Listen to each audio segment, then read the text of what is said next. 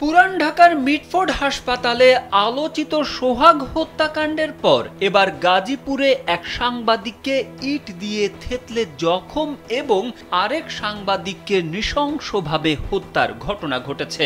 সবারই মনে প্রশ্ন, আবারও কেন প্রকাশ্যে এমন নৃশংসতা?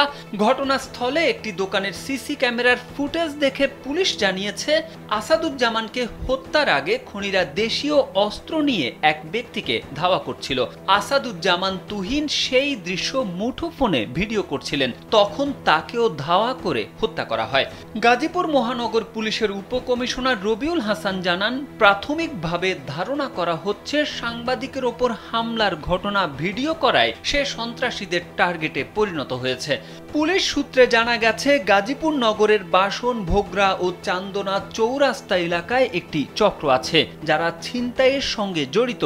সিসি ক্যামেরার ভিডিওতে যাদের দেখা গেছে তারা সবাই ছিনতাইকারী। তাদের বিরুদ্ধে বিভিন্ন থানায় একাধিক মামলা রয়েছে। ভিডিওতে যে নারীকে দেখা গেছে তিনিও ওই চক্রের সদস্য হতে পারেন। আপনার এসির গ্যাসের সমাধান হলো SGS ও CNS সার্টিফাইড ফোরন রেফ্রিজারেন্ট গ্যাস, যার বিশুদ্ধতা 99.98%। ফোরন, শান্তি যেখানে, নিঃশ্বাসে।